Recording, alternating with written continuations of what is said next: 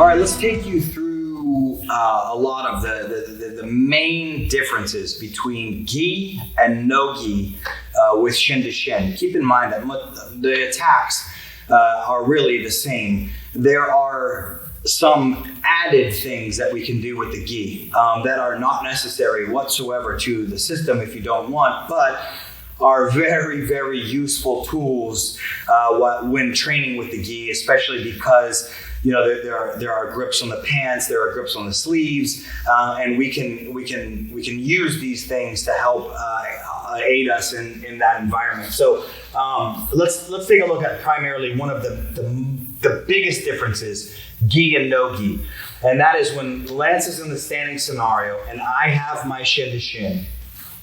One of the biggest differences that I like and that is noticeable is how you use your right leg. So you're going to use, in this case, it's my right leg, of course, how you use your push and drive leg. Typically, with the gi, it's not going to be driving in the middle. It's going to be posted on this far leg until it drives into the middle.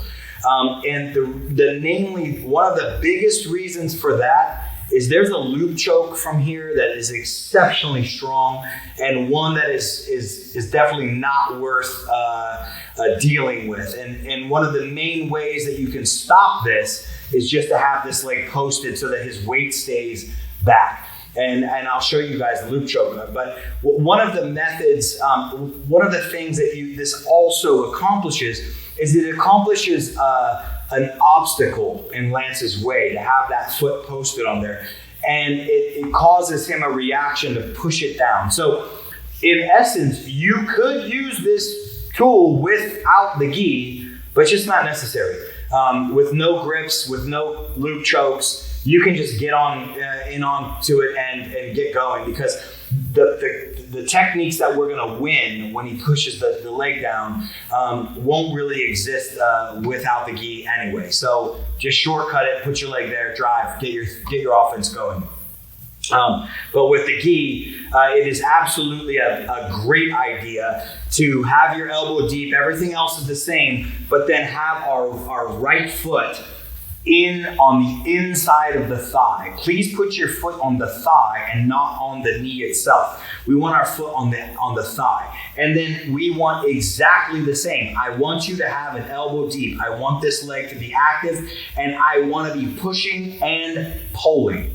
There's still that push-pull a little bit. It's just that I'm not bringing him onto me yet. I'm using this more as a push with the foot and a pull with my arm, and it basically puts pressure and tension into his body, and is going to cause these reactions that we're going to capitalize on, and some of this, newer offense or additional offense that we can do with the gi. Let's take a look. I'll show you the loop choke that I'm talking about. So just so that we know, it's a doozy, okay?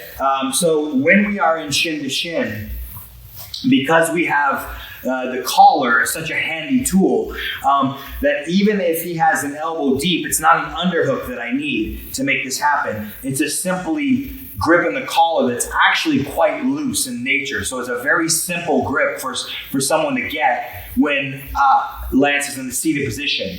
And then all I need to do two things. I need to pass his head into my armpit and then close the distance, which can happen super fast. And then I need to grab this knee.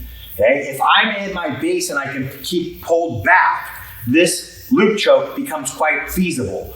So it's a simple hand entry. It's a simple passing of his head to the side. My shoulder closes the distance. It's a simple grip of the knee. And now I'm just going to forward roll over Lance. So when I forward roll, now all of a sudden I have this loop choke where I have the knee, I have the collar engaged. I can now walk, bring my elbow to my hip. He can't roll either way. And then we're in a very bad scenario if you're the individual on the bottom. So we need to be very worried about this technique, because it's easy to get the hand in, and it is B, exceptionally fast to roll over. So we're going to put the foot on there to counter it. And so then we're going to go through a series of additional attacks next that you can use. I want you to utilize these things, and then you will not have to worry so much about the loop choke.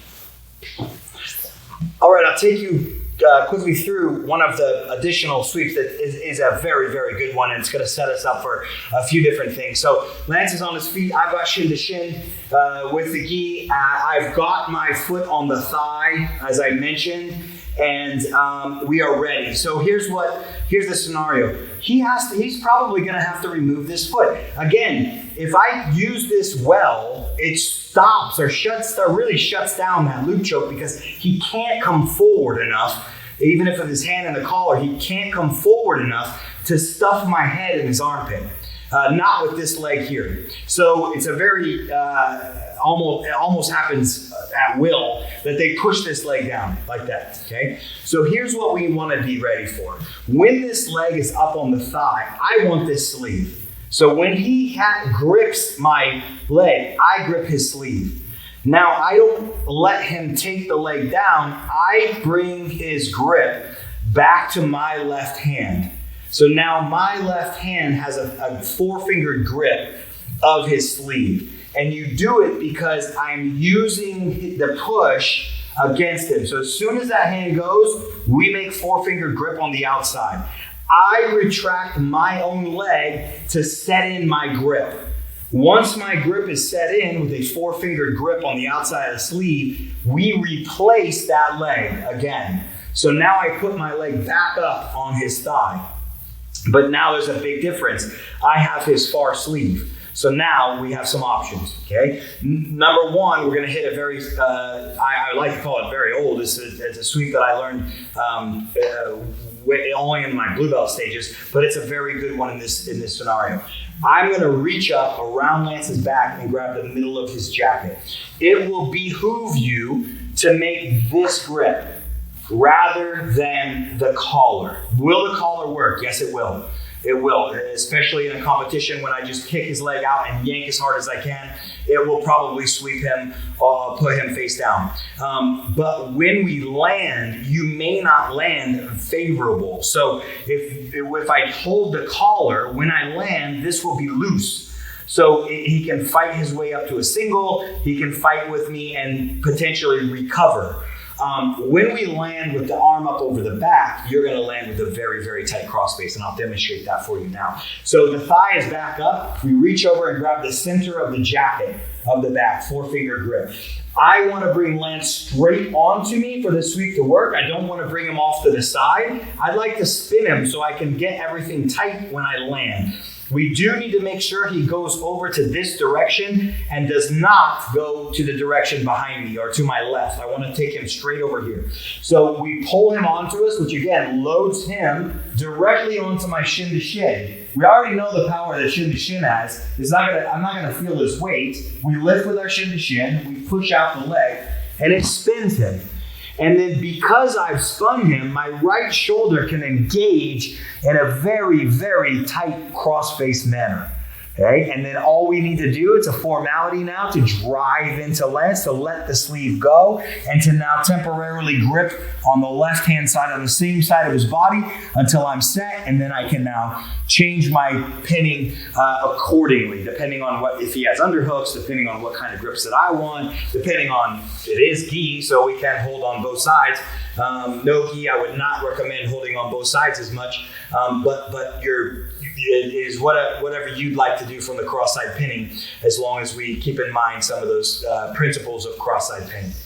So again, I have shin to shin. I'm going to use this right leg as a way to get that arm. So it sets up my offense. It also is a way to stop that really quick loop choke. So he puts that hand on to push my leg down. I get the four-finger grip, and then I take my leg to my left hand. That makes my grip engaged on my left side. So for a moment, I have both hands on the sleeve. Now, this isn't going to stay like this.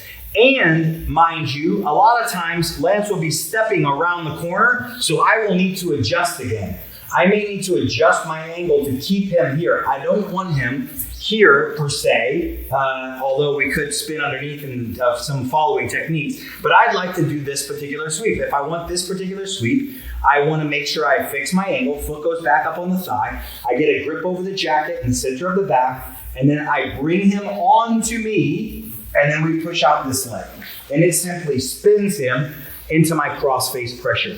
We drive. I fix myself. I make sure I let the grip go. And because he has some underhooking potential here, my left hand belongs down here. Okay, it's a good condition of cross side to understand that my left hand belongs on this side of the hip if he has either one of his arms underhooked. And now I can let go, and if I wish, and then now we have head and hip cross side, and we're ready to start attacking from the cross side pin. So super important that we put the foot there. Very important that we use that tactic of the grip against him to bring it so we have two hands initially on that sleeve, and then we pull him on, spin him, and then we're going to end up cross side. One noteworthy thing about this particular position is, remember, on your training partner, you have their hand stuck. So be mindful of that when you sweep each other.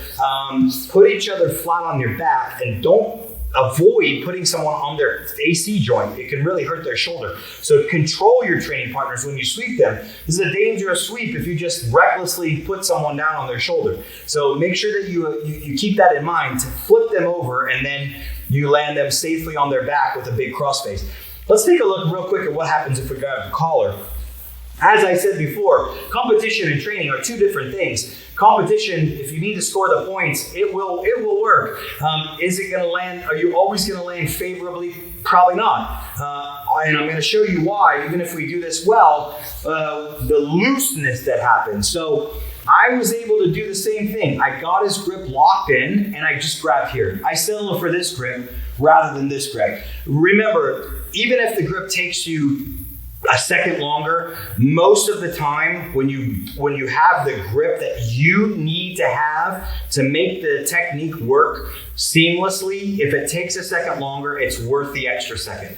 And this is one of those times that this is low hanging fruit. It's really easy to get, but it's not going to always be the result that you want. So here we have the same scenario. You already see the looseness that I have.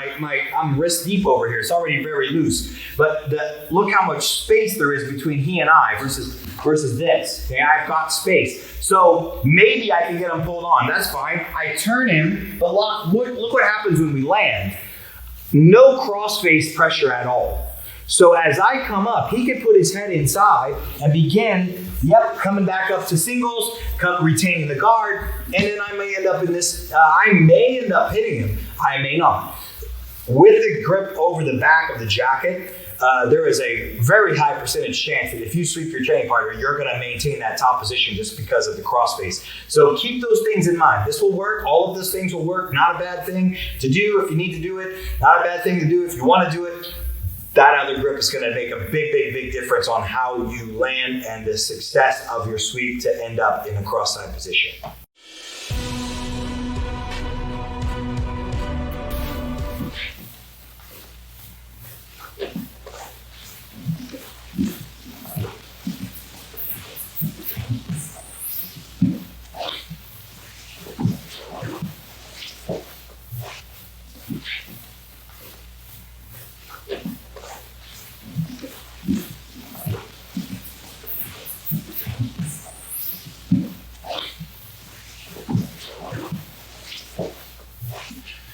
All right, here we are again with the gi options from shin to shin. We're just going to look at a single leg.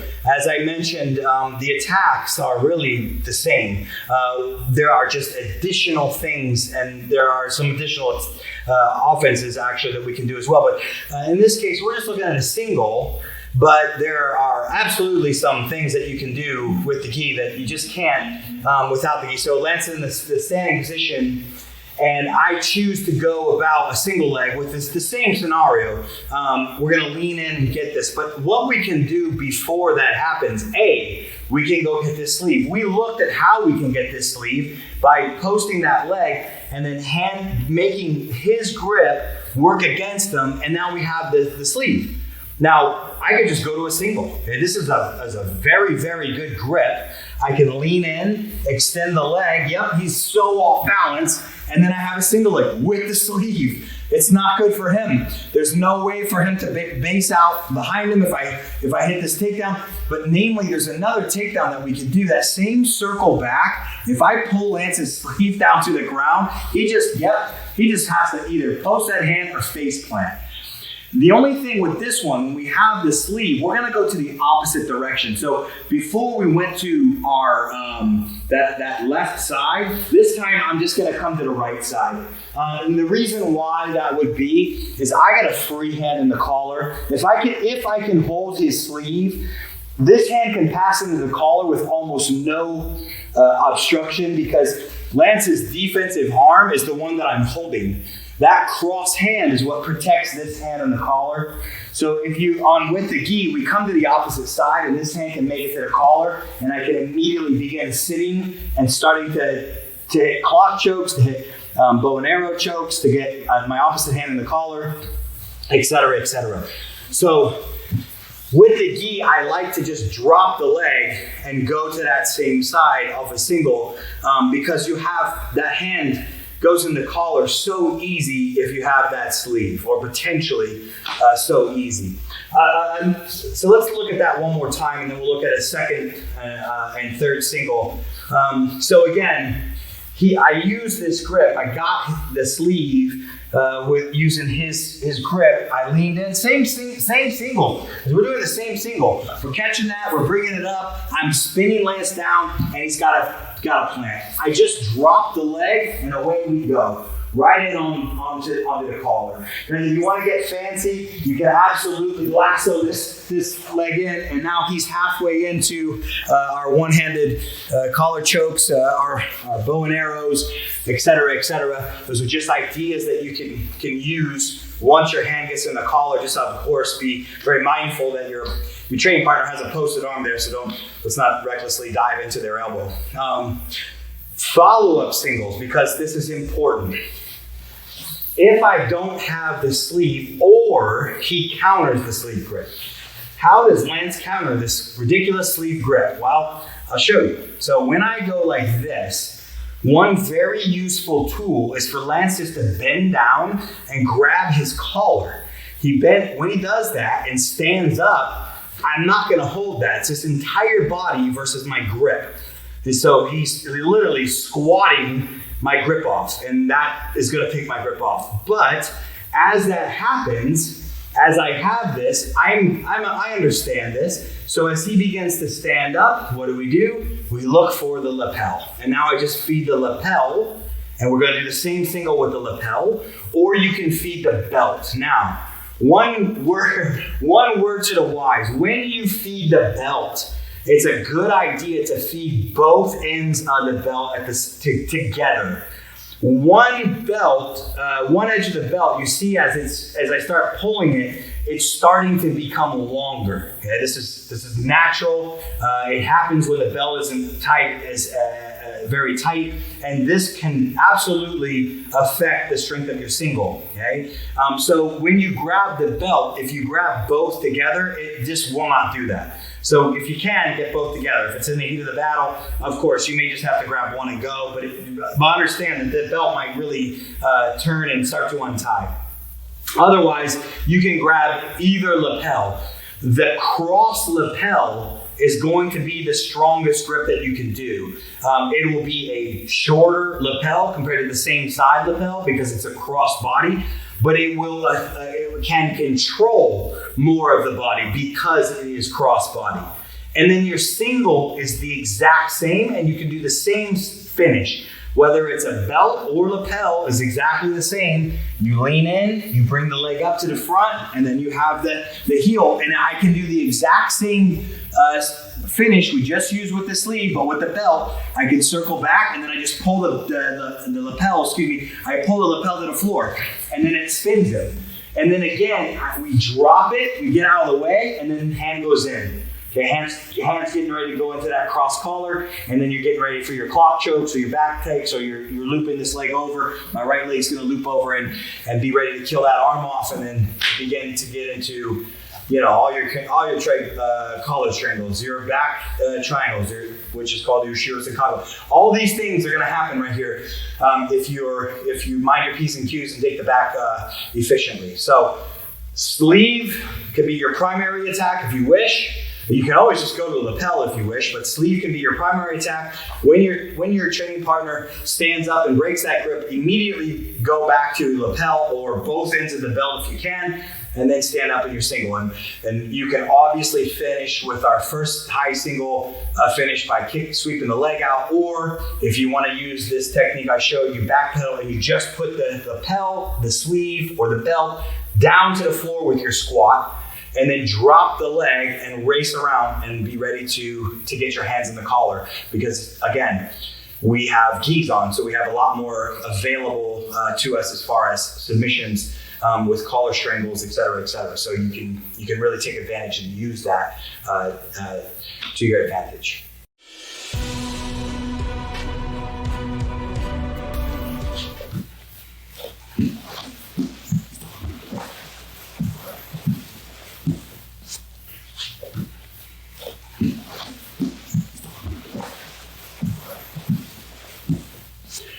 All right, early on I told you that spinning was not necessary with the gi unless you wanted to go into X guards. Spinning with the gi, there are a lot of very nice things that we can do because of the nature of gripping. So let's go through just a few different spinning techniques that we can use and how they become available because we can get sleeves. Again, we'll look at attacking off that far sleeve. So the exact same sequence is all set up. Is that I was able to get his sleeve with my left hand, and he stepped. So now we have an opportunity to begin our spin. So when we spin, because I have this grip already, you can see that his arm is actually going to help engage my shin to shin as I begin spinning. As I begin rotating around, he has really no opportunity, except for a posted right arm to stop a sweep. And I will tell you that there is a lot of speed and velocity with this, and sometimes people don't want to post their right arm. But we'll say for argument's sake that he does post his right arm. Most of the time, I can continue spinning him right over the top of that arm just because the nature of his shoulders are turned like this. So when he posts and you continue to spin, this hand has all of his weight in it. And as you continue to rotate around the corner, there's no way for him to continue to hop this hand aside, and then he loses the battle of his body gets out over his arm and bang, down he goes. So we can use this spin for a very, very successful sweep. So again, same setup. He gives me that sleeve by putting that hand on, and then that happens. He stepped forward. Instead of regaining my angle, I'm just going to go. Okay, so again, we spin using that same mentality of the lift. So as my right arm gets under and scoops this leg, my left leg is lifting, and I'm spinning around the corner, and now I'm driving my right hand up as I continue to elevate with my shin to shin, and now we're knee up in the middle. And as you notice, what we do have with the gi on this scenario is a very, very quick over-under scenario, because we're scooped under the leg. We can grab the belt. We're over the top of his leg on the left side, and you can just change your angle and bang, immediately jump into an over-under pass and have that as part of your regimen if you wish.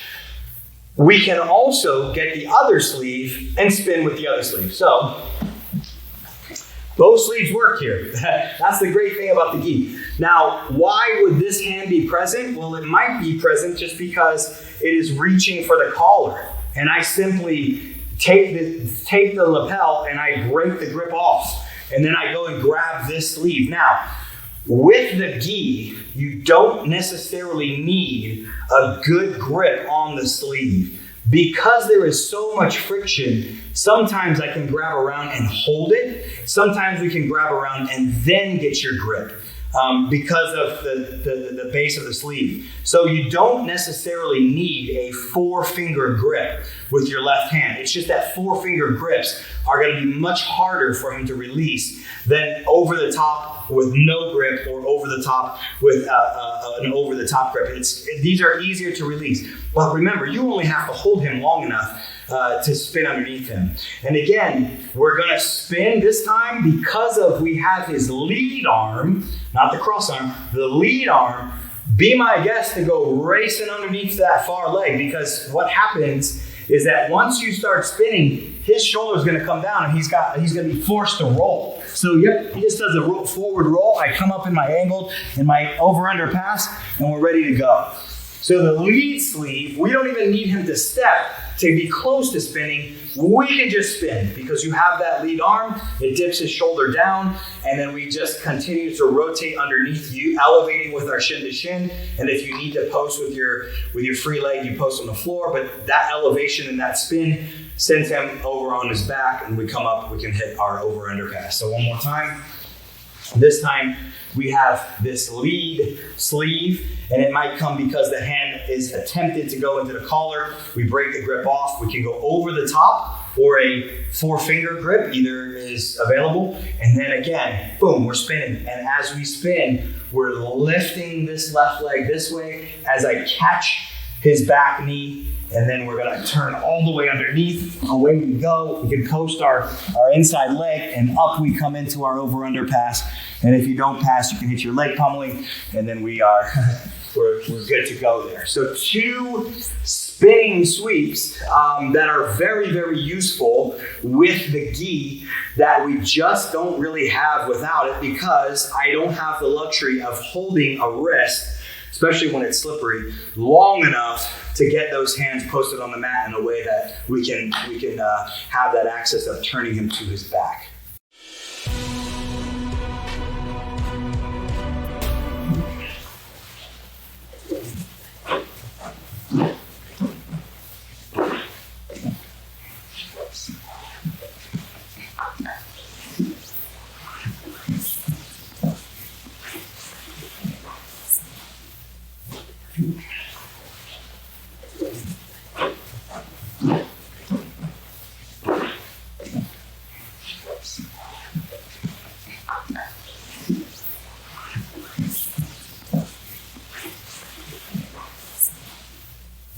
All right, I'll take you now through our bear trap, okay, with the gi. Again, entries are the same. Bear trap is the same, gi and no gi. But, however, we'll have additional options with the gi, and namely, the additional options will be based on lapel gripping. Always remember that, of course, with the bear trap, obviously with the gi rather, things are going to be slower. You have a lot more friction. You have an easier time to bring the leg over the head. You have the luxury of gripping onto the pants so that they don't leave, instead of just having your forearm wedged in there. These things are things that with the gi that you can obviously use at your disposal. So nothing would be that bad to use with gripping of the pants. I'm gonna focus on getting you up to speed with the lapel gripping that you could use, because it's a doozy. So it's a nice position. Again, all of our entries that we discussed earlier are all going to work the same, whether it's from overwrap X and we get his hands on the mat, we get our train partner's hands on the mat, and then I go and scoop the ankle up and I bring that into shin to shin. All of those are going to be the same. What's going to change is the fact that we can take out this near lapel. Okay, oftentimes the lapel is already out anyway, but if it's not difficult to start to take this near lapel out because of the angle that you have, right? It's a very strong angle. And then what we're going to do is we're simply going to make sure we take all the slack out of the lapel. It's always worth, when we're doing lapel things, to remove the slack out and to remove the very back of the gi out of the belt. So the back of Lance's gi is tucked in. When I snap this lapel out, and I start snapping it up here, it's going to remove the back of his jacket outside of his belt. It gives me a lot more lapel, so to speak, available. It's much more control. So then what we're going to do is we're going to take this lapel, and you guys can, there's several things that you can do. You can always overwrap, use the lapel as an overwrap, but that's not where we want to go with this. What I want to do is I want to have my scoop and then take the lapel and give it to that scoop grip. Okay, so you can temporarily just hold it if you wish to keep the lapel in this area, and then go get your scoop and then let the lapel go, but it will be very close to your left hand so that we can go over and grab it and then re-grip. Or you guys can just simply take the lapel, toss it over the back, and then look to take some distraction off the lapel. So you start going in and gripping and scooping the leg, then you go get the lapel and then you feed it. Now, when you feed the lapel, I want you to focus on pulling all the slack out of the grip before we start feeding the lapel. That way it's tight from the very, very beginning and you get a very solid grip. Okay, there are two grips, obviously palm up and palm down in this scenario. They're both winners. I will tell you right now that if you have someone that has a very good guard, you're going to want to go palm down. Palm up is going to be a solid grip to keep my elbow down. So if I'm thinking more about just passing the leg over and then making sure that my elbow stays low, palm up is going to be your best friend in this scenario. These scenarios are, I'm not worried about getting on top. I'm going to start sweeping. I'm going to start getting under on legs and start pulling him in and sweeping him and looking for leg drags. They're both great grips. So mind you, neither one is bad. What you get when you get a palm down grip, palm facing away, is you're going to have an easy time making sure that you pass the guard when we sweep him or get to his back. So after I make my grip, I pass the leg over the head, which I'll go over in a minute, and then I'm going to get the belt. Once you get the belt, you're ready to go. I'm going to grab the belt with my left hand. I'm getting rid of the calf slicer. We're just going to get rid of it. I'm going to use the belt and a little pendulum kick to bring myself up with the lapel, and away you come. Okay, so when you're here, pull yourself up with this belt grip and make sure that as you hear, I press. I'm going to press my hand and I'm going to come up to the back of the turtle. Notice I didn't let go of this lapel yet, because Lance will most likely do a left shoulder roll to get back to the guard. When he does, this lapel is going to be what stops him. As he starts to replace the guard, you notice that the lapel is on the outside of the leg. So his legs come down to replace the guard. I simply just push his legs to the side and I hold the belt down to the floor, which weights the hip. Now I can let go of the lapel. Okay, and then I can start looking for the top lapel and start looking for hands in the collars and start driving up in that direction to make sure I have a lot of crushing power so I can take the back, et cetera, et cetera. So when you have the belt or that lapel, don't let go of it. Don't let go of it until you know you're on the turtle. If they roll through, as they roll, you're just going to bring that lapel and throw it down to the floor, and then they've just essentially, you've passed their guard. That belt is essentially a wall. So their leg cannot open up wide enough past that wall. You're going to get a very easy guard pass. So once again, we're in our bear trap setting. So we've set them up the same way, the methods that we've got before. I'm able to get my bear trap, and then again, I take the lapel out.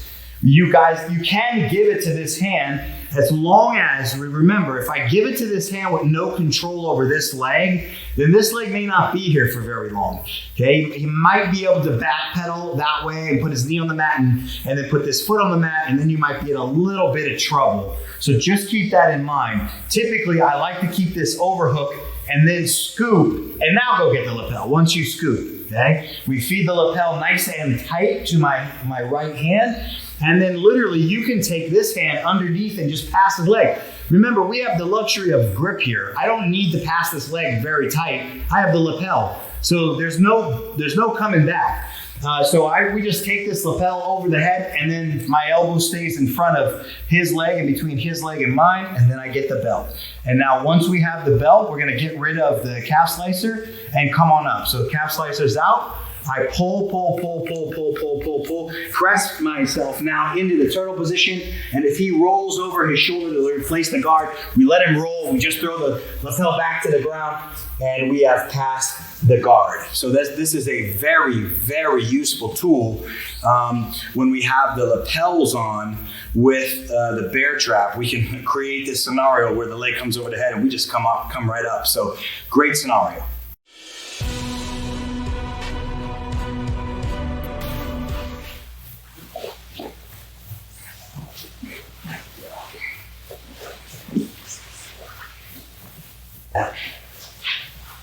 So same roll. Yep. Spin around. Okay, when we're in the bear trap, we, as I mentioned earlier in our no-gi portion, is that you have to be very careful of the berimbolo. And this technique is even easier without the gi. We're going to look at it with the gi. The main talking points with the gi, but you have to keep in mind that without the gi, this thing is even easier because there is zero luxury of any type of gripping behind your back or your belt. Those things are all gone. So to create distance just becomes much more easy. So again, we're in the bear trap. We do have to be careful here. I'm in the bear trap. What do we need to do to make sure that we do not get berimboloed? We are essentially, we could be easily in a berimbolo right now. Again, he's got a deep De La Riva hook, which is my bear trap hook, and he's got a shin across my waist. Those are the things that he needs, and now he just needs to simply roll his shoulders over there and get under my hips, and now all of a sudden I'm in trouble. So when we pass the arm in, if we have the lapel, again, that's one more barrier that can stop berimbolo. So if we have the luxury of having this lapel, which we had on the previous one of our previous videos, then it's even easier. But here is what we need. When the leg is over here, okay, no matter what, I want to bring the leg around my head, which will put his leg in a scenario that is not favorable for berimbolo. It's already beginning to get out, but not out yet. When the leg is across my body, much easier for him to stay tight. Okay, so when we scoop, that's already beginning to create some problems for him and some separation. When we're really going to create separation is when the leg is passed on this side of our head with our forearm. So without gi, if I had no luxury of grip, when we do this passing of the leg around my body, we are keeping some space with my elbow in between he and I. So that if he shoulder rolls and I get rid of my hook, I extend my hook out of here and get rid of it, his leg will be very low. It won't be high on my hamstring anymore. So I made distance with an extension of my bear trap, and I've made distance with the extension of this leg. And so then as he tries to pull, there's no pulling power. So I can pummel my left leg in, and I can begin sitting up and so forth and so on to face him and make sure that his attempts are gone. Really, we've created way too much space. We extend our hook away, that bear trap hook, so it sets his leg out aside. It's not under my knee where he can get underneath and lift me. He's too far away. So those are the things that we need to focus on with the gi. Without the gi. My apologies. So again, with the gi, this becomes a little more difficult, but it's still the same. If we can now get this same collar grip, this scoop, again, the scoop and the way that we can get the leg on this side begins our defense of the berimbolo. So once again, when Lance begins to roll and look for my belt, I extend him away. We got to get him away from our belt and the back of our jacket. And again, this starts to help me. Now, if I choose, I can now thread my left leg over and to the inside, and we can just ride this, and then we can come up into a neutral position or even into a leg drag situation if I pummel my opposite leg in. There's always a possibility that if we pummel our opposite leg into the middle, gi or no gi, that we could potentially come and just right up to neutral, or with the collar, we can come up into leg drag. And this becomes a feasible technique even if I cannot pass the leg to the other side. So we'll go over that now. So again, I bear trap him. What if I can't pass this leg to the other side? I'm just not quick enough. Again, this arm under the knee is going to start helping me create distance. But if it does start to go over the shoulder, what I need to do is, again, it makes distance. If this leg stays on my hip, it's going to be somewhat of a problem. So we make distance with that bear trapped knee. That knee is open. So my knee, you notice my knee is not here. This is a totally different ball game. That is, now I am going to be berimboloed. My knee is open. It's against his rib. So that gives me some power to open this leg up. And then, as I mentioned, as I open it up, if I thread this leg in the middle and Lance continues to roll, it offsets him, and I can come back to the neutral position. And then I can now get back up because I have both legs in the inside. Remember, we're winning the inside with shin to shin. We are doing a great job of winning the inside with our pummeling. As long as I keep my wherewithal, if I make distance, because my knee's open, I can make distance with my bottom leg. My left leg can pummel over through the middle, and we can roll around as much as he wants, and I will stay neutral as we roll. And if I am able to come to the top like a double guard pull, I can move away. I have two inside positions. With my legs, I can easily get up, lift his legs up, and we can then get to the top, or we can shoot on the straight foot lock. If you like short hook straight foot locks, you're right there. So many different scenarios can happen. But we must be a little aware. I must keep distance with my forearm on this side. My berimbolo knee must stay open to extend him beyond where he wants to be. Cannot have my knee get pushed into the middle.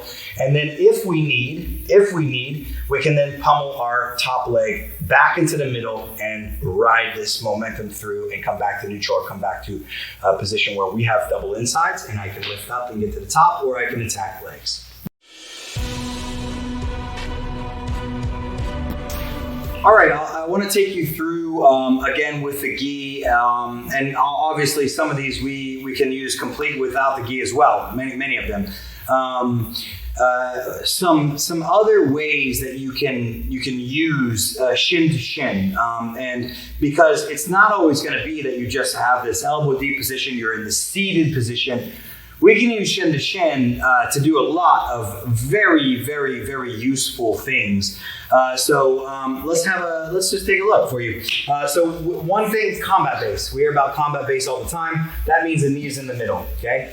One very useful way to just beat up the combat base is to use shin to shin. So number one, if this happens where someone sits down, no gi or gi, doesn't matter. I can then preemptively push on the knee. My foot should be on the thigh, and then this left leg can just pummel right underneath and go into our shin to shin. Now, without the gi, it's very difficult to pull Lance in and take advantage of this scenario. This would be just more of a preemptive solution so that if he did stand up and drive, then we have some really useful tools. With the gi, we have some incredible things that can happen here. If I have collar and sleeve, and I am able to get to this scenario, which literally takes zero time, even if my foot is in the middle, if we're able to first put the foot on the thigh, second move our hip out, third pummel our leg, and then square back up, we can do some really useful stuff. And here's what we can do. We pull. I'm going to pull. And it really, what we're trying to do is get Lance on his toes. As soon as he's on his toes of that right leg, I can now lift his leg up and out of the middle with my shin to shin. And then because we have collar sleeve, it is an easy thing to just start going right on an omoplata, this flash arm lock / omoplata / triangle. But normally if my foot is on the thigh, the triangle will not be a useful tool in this scenario because his arm will generally be over the top. So it's a much easier scenario just to attack omoplata. Or you can just go to close guard. I mean, even if Lance keeps this elbow in, as long as I'm pulling and extending, I can now use this as a useful tool to go to close guard. So combat base can easily be taken care of with that knee in the middle by blocking, moving the hips to the same side as the shin to shin, looping your foot underneath. But just keep in mind that it's a good idea to have this foot on the thigh of the opposite side if you're going to pull.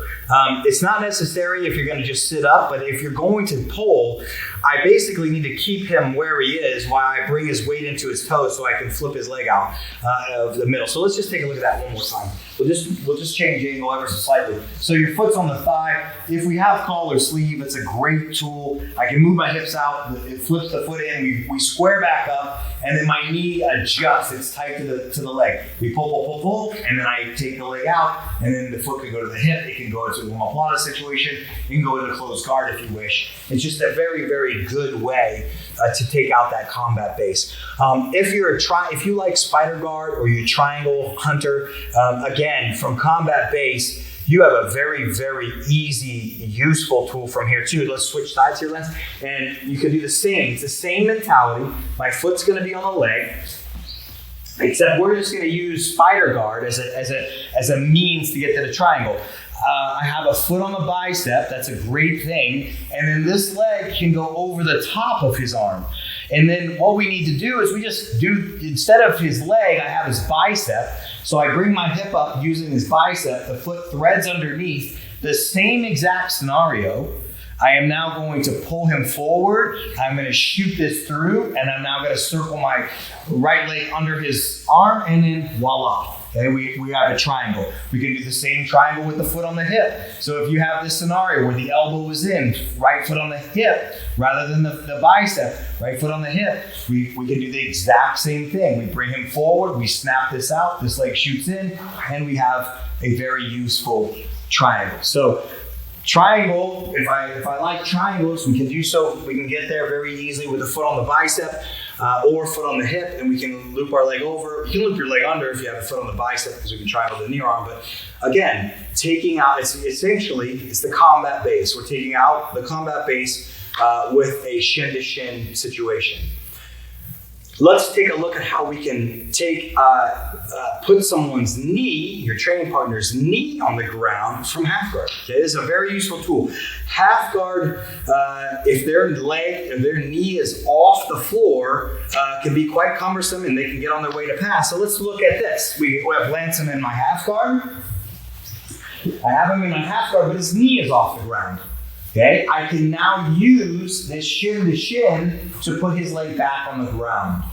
One thing that we need to keep in mind is that I need a monitor leg. So my right leg has to monitor his leg, and in half guard, it can't be where I just look to put this shin to shin with no monitor. Your right leg must monitor his leg. And this is a very useful tool, either figure forward as a scorpion, so essentially a shin to shin, or an open shin to shin. Either one, it's still a shin to shin. And then we can lift this in, and then immediately you can go into your John Wayne off balances. If I need an underhook, if I do have control over this arm, well then we can just John Wayne sweep him once we get the knee to the mat. It's a very, very good combination. So keep in mind, we have the ability to kill combat base with ease. If we just monitor that knee, put our shin to shin, keep a monitor of the far thigh, and we pull and elevate it out. We can also easily bring the knee to the floor and half guard with either a locked scorpion, which is essentially a shin-to-shin tool, or an open leg where we monitor and we use the shin-to-shin to move the knee onto the floor. And then you have your off balances, your John Waynes, depending on how you trap the arm. So those are things that you really should be aware of. And it's a good, useful way to use shin-to-shin. With the gi, we went over the De La Riva guard without the gi, how to get the shin-to-shin. I also want to show you one way that we would get there with the gi, and that because we are going to be using that far sleeve. So we have De La Riva guard with the gi. We can use this far sleeve grip. So again, when he goes to push this off, we can then get this, release the grip, put it right back on, and then instead of a cross knee tie where we did no gi, we used my right hand on the knee. We don't need that with the gi. We just push, cycle this through, reverse bow and arrow grip, and then because I'm pushing and pulling, it sits me right up. And then we're now in our seated shin to shin with this sleeve. So that means that I could try to put this back, or we start going on the offense. If he pushes my leg on the ground, we have this whole game already rehearsed and it's ready to go. So with the De La Riva, you need that. You can use that far sleeve like a ripcord while you're pushing and pulling, and it'll sit you right up. So another entry useful tool with the gi, a little additional technique that you can use with that sleeve to help you get into the seated position.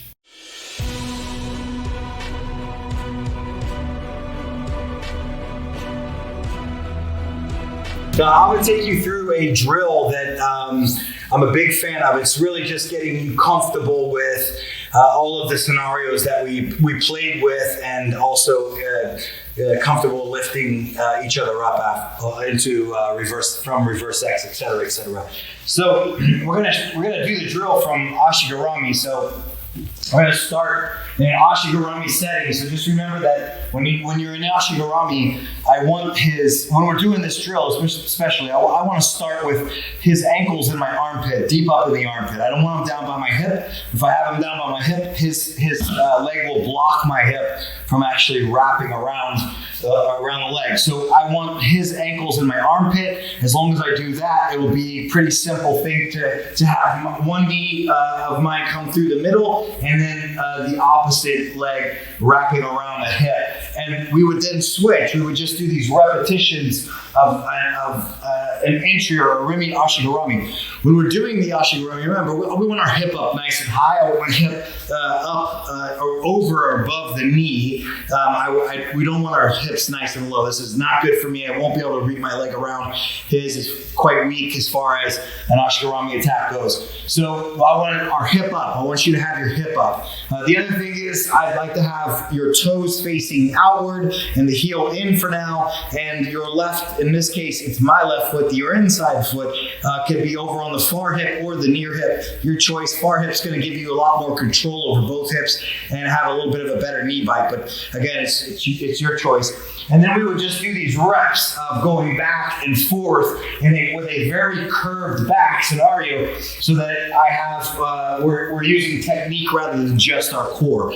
When you're doing this drill, I want us to avoid. I want you to avoid hitting your feet on the mat. So it shouldn't sound like this. That's not what it should sound like. It should be nice and clean with a very curved back, so we're rocking into the Ashigarami scenario. My hands can stay above. We don't need to overwrap yet for this drill. We're just having our hands here, so we're getting a lot of leg placement done in a very high repetition environment. Once we do all of our Ashigaramis, and when I'm doing this drill with my students, I have them sweep to get to top and bottom. I don't just say top and bottom, but once we do that, we're going to cycle through now from an Ashigarami into an over rep X. So if I have my Rimi Ashigarami, remember when I go to my over rep X, the first leg that's going to go, everything sort of happens simultaneously, but the first leg that's going to go is my inside leg as it begins getting to Lance's far leg. And that's going to open up his legs. The same time, my left leg is going to begin falling off of his hip.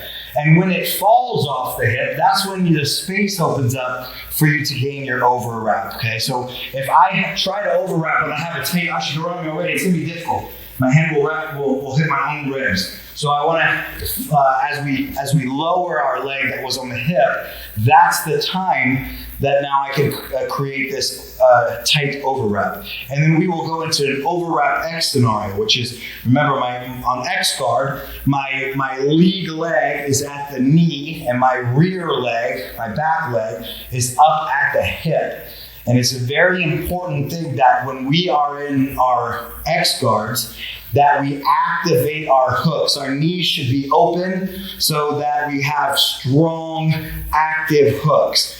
The more closed my knees are to the middle, the looser or my hooks are unactivated, kind of unactivates my hooks. I want nice hooks, so that means that your knees need to both open, okay? This one should be wrapping around the hip, and this one, my lead knee, should be open and under the knee. So remember that overwrap X, we call it overwrap. We have an overwrap position and an X guard leg position. So I simply refer to that as an overwrap X. And then we would be off to our races again. So what it would look like would be ashigarami into overwrap X.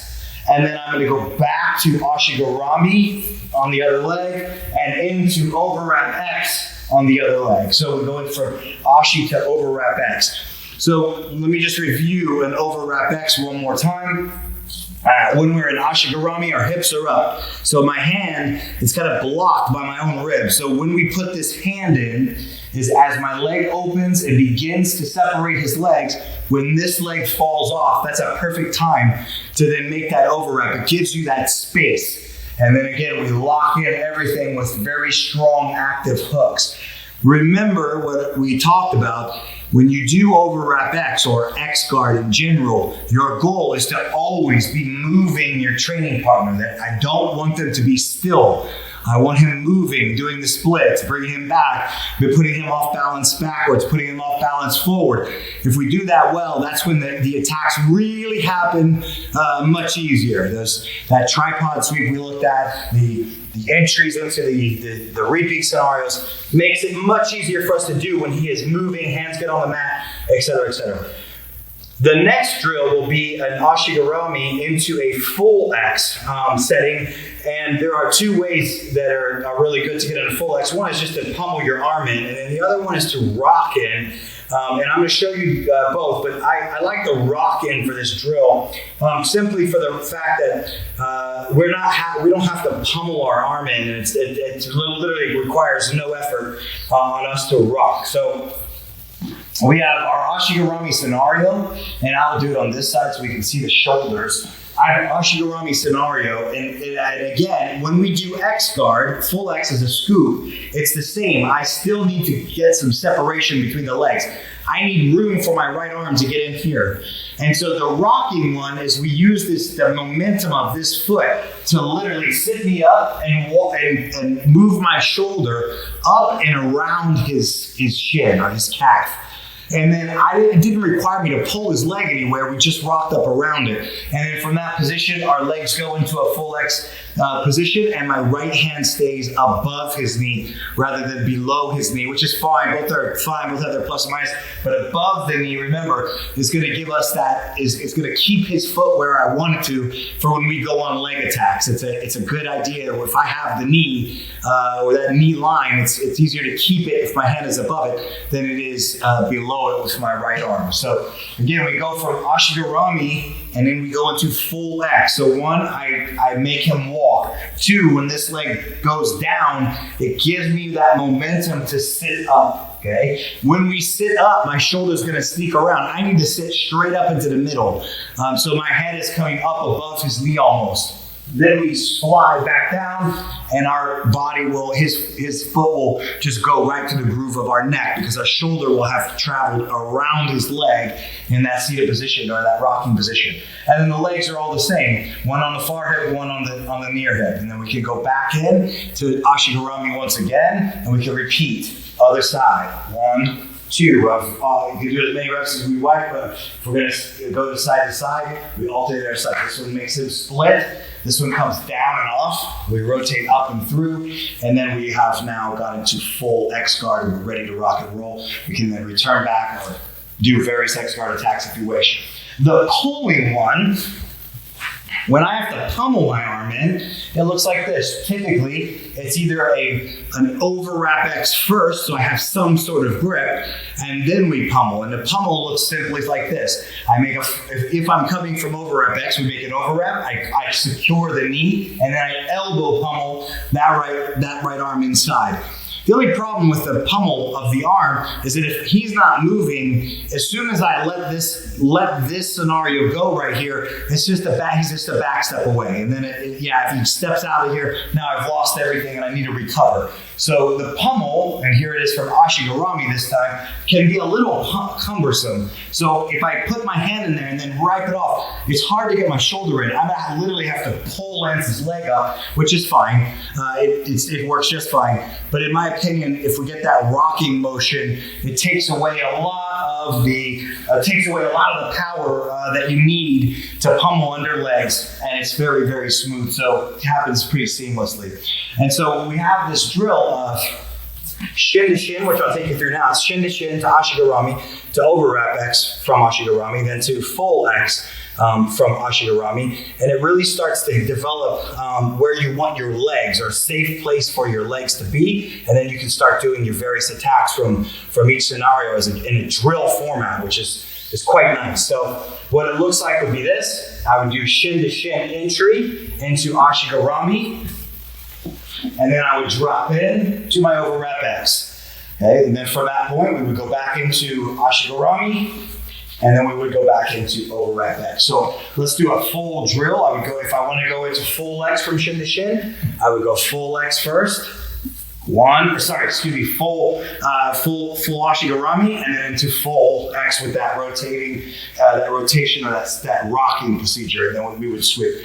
Now what it looks like, I'll run you through a full sequence that starts with one shin to shin, and then a bunch of ashis, and I'm going to shorten this. I'm only going to do equal ashis on both sides, and then I'm going to move into overwrap X, back into ashis, overwrap X, and then I will sweep him, and then we would go into full X off the same thing. So what it looks like, a full drill might look like this. Shin to shin, ashis, so ashi reps. After ashi reps, I'm going to go into my overwrap X, and then I'm going to go back into Ashigarami. I went back into overwrap X on the other side. So we alternate sides. Once I've now hit my both sides, I can now sweep my training partner, and then he would do the drill to me. When we reset, then we can start with our shin to shin again.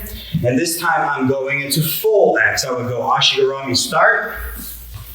1, 2, all of our ashi drills. And now I would go into full X. So I'll make him walk. I'll rock my body into full X. After I do both sides, as I just did with my overwrap X, we would again sweep with your various X guard sweeps, whatever you choose. I'll just choose this guy, and then down, up, and then your training partner then gets to do the drill to you. Obviously, you can do this drill in many, many different ways. But this is a very, very nice way to start getting your legs to be where they should be. And then what we will do next is add in the reverse X to the inside Senkaku lift. Now I'll take you really quickly through, once you have that leg programming, if you will, into the mix. You've got your ashis into your overwrap X's. You've got your ashis into your full X. You've got your overwrap X into your full X. And then we start putting hands on the mat, and then we can begin lifting if you like leg entries. You also remember all of the leg entries that we had gone over before. All of them are right there, so you can put these into your drilling format based on what you like. But now let's just take the hands to the mat. This is a very good drill that I, again, really like to do from an overwrap X, and the exact same technique could be used or applied from a full X. But we'll go in from shin to shin. I go into my Ashigarami. I then go into overwrap X. And instead of putting him on the mat, I'm going to put his hands on the floor by extending and driving my knee into the back of his hamstring. We will then post, and then we can cycle our legs into reverse X. Just remember, one of the main things for reverse X, especially when we're getting these type of lifting scenarios built into our game, is that this right foot needs to be on this near hip. If I put it on the far hip, it's going to be a rough time. So I'm going to have a rough time bringing it forward. So this leg really needs to be on this near hip. My other leg can go anywhere from hip, which is great, to down, even down by the knee if I needed to. And then once you have that, we are lifting him around our body. So not just straight over my head. It's going to get heavy eventually that way. We're going to lift him this way. So it's more like he pivots on his hands than me actually lifting him up. So I just want him to rotate on his hands, not really lift him up. That makes it much easier on me, okay? And now when he's close, if I choose, there are so many different ways we can go get the leg now. I can post and then I can use my right hand for either way. I can use it on this side and this side. We can use it to go scoop up the middle knee. I can stay as a post if I wish and then go pull the leg in. These are all fine techniques. So to get the legs, up to you right now. But then we pull that in, we hit a figure 4. And now we're right here at home on our ankle lace. So when we finish, we want to overwrap this far leg, but make sure that we're seated up. And then we can start separating the legs. So again, these are fine drills. I'll go ahead and demonstrate the full X. And you'll see the only one different position in full X is his leg is going to be up on my neck with full X, and versus his legs in my armpit with overwrap X. And there's a big difference. The legs are separated when it's up to your neck, but he's also has a potential easier time getting away because you don't have this leg overwrapped, and sometimes they can step over and run away.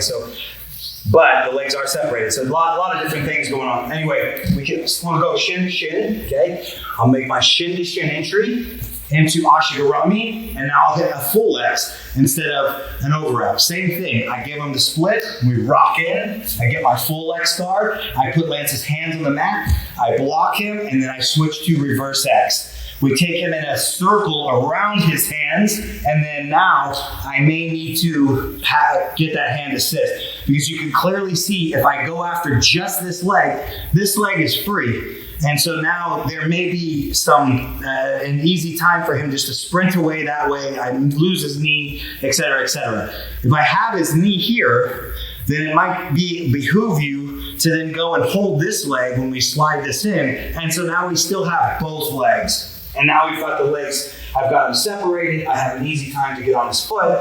And we can have a real solid attack from full X, because you got to be careful with full X that he doesn't boom. So you need to try to control both legs. Overwrap, you already have both legs under control, so it's not such a big deal. Anyway, you can add that into that leg game and that leg drill, and it really will up the ante of from your shin to shin into your ashi, into overwrap X and the full X, and then getting on the legs immediately.